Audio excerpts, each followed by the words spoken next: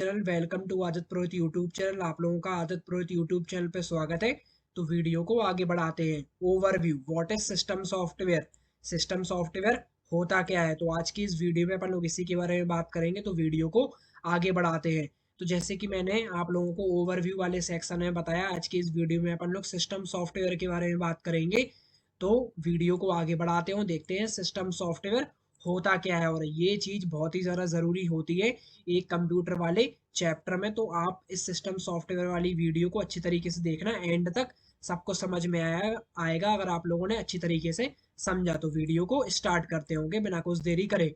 तो system software होता क्या है। So system software it is a collection of one और मोर प्रोग्राम्स। मतलब जो एक सिस्टम सॉफ्टवेयर होता है ना, वो एक और एक से ज्यादा प्रोग्राम का कलेक्शन होता है, which are design to control the overall operation and performs of a computer system. मतलब एक सिस्टम सॉफ्टवेयर को इस तरीके से डिजाइन किया जाता है कि वो ओवरऑल सारे ऑपरेशन को कंट्रोल करे और सारी चीजों को परफॉर्म करे जो एक कंप्यूटर सिस्टम के अंदर होता मतलब होता है।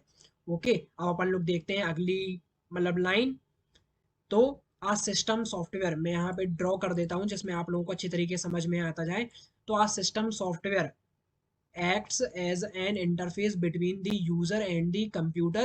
Some of the function and performs are, देखो एक सिस्टम सॉफ्टवेयर को इस तरीके से डिजाइन किया जाता है कि उससे एक मतलब उससे यूजर भी इंटरफेस कर सकता है और कंप्यूटर भी उससे इंटरफेस मतलब कर सकता है। मतलब एक सिस्टम सॉफ्टवेयर को इस तरीके से डिजाइन किया जाता है कि उससे यूजर भी एक अच्छी तरीके से समझ पाता है, बात कर पाता है, और एक कंप्यूटर भी समझ पाता है और बात कर पाता है। ओके, मतलब एक कंप्यूटर में तो इंस्ट्रक्शन और प्रोग्राम इंस्टॉल होते हैं, तो उसके थ्रू वो बात करता है एक कंप्यूटर सिस्टम सॉफ्टवेयर से।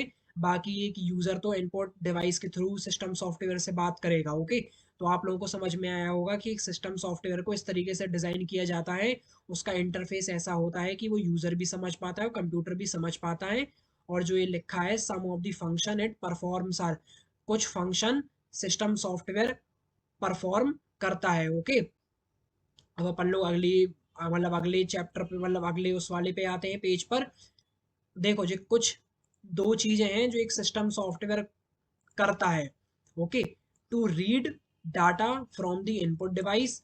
मतलब जो एक यूजर होगा वो इनपुट डिवाइस के थ्रू जो डाटा भेजेगा उसको सिस्टम सॉफ्टवेयर अच्छे तरीके से रीड कर पाएगा। Okay, and second to transmit the process information to output device.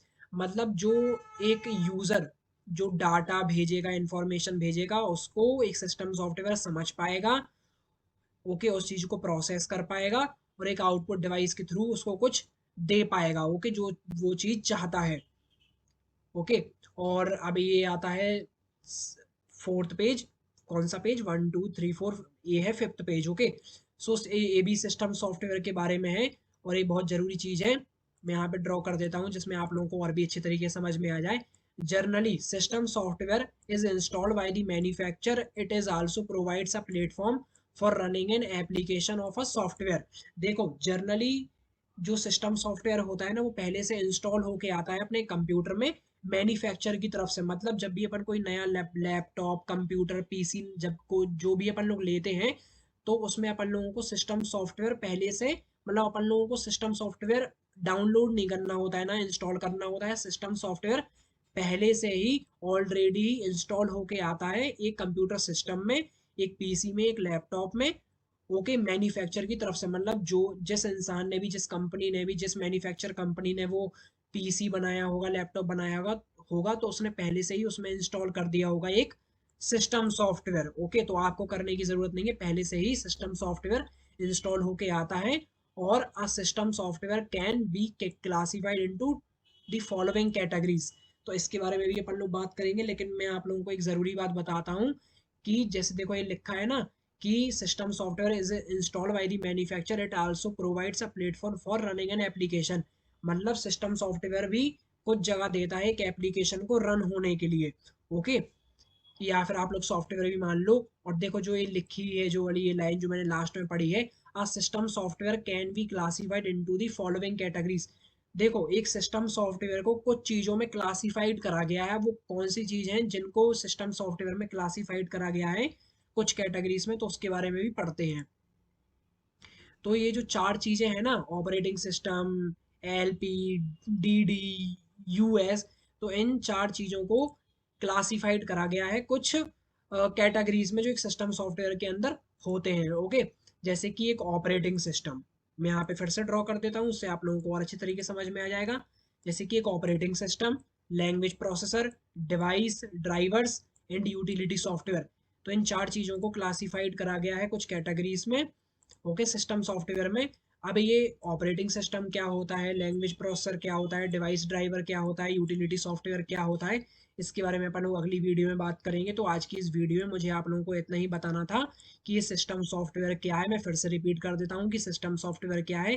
System software एक और एक से ज़्यादा प्रोग्राम का कलेक्शन है, और सिस्टम सॉफ्टवेयर को इस तरीके से डिज़ाइन करा गया है कि वो सारे ओवरऑल सारी चीज़ों को कंट्रोल करे जो ये कंप्यूटर सिस्टम के अंदर होते हैं। A system software acts as an interface between the user and the computer.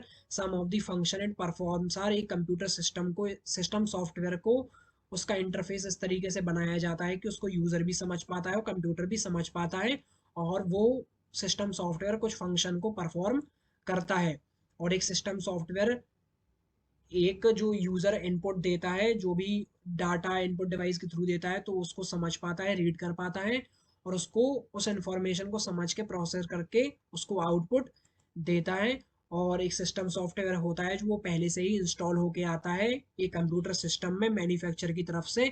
और एक सिस्टम सॉफ्टवेयर को कुछ कैटेगरीज में क्लासिफाइड करा गया है, जैसे कि operating system, language processor, device driver, utility software, जैसे कि मैंने आप लोगों को पहले बताया है। तो इन चार चीज़ों के बारे में अपन लोग अगली वीडियो में बात करेंगे। तो आज की इस वीडियो में इतना ही। अगर आप लोगों को ये वीडियो अच्छी लगी है तो प्लीज़ लाइक, शेयर, सब्सक्राइब करना इस वीडियो को, और ये वीडियो अगर आप लोगों को अच्छी लगी है तो उसके लिए थैंक यू।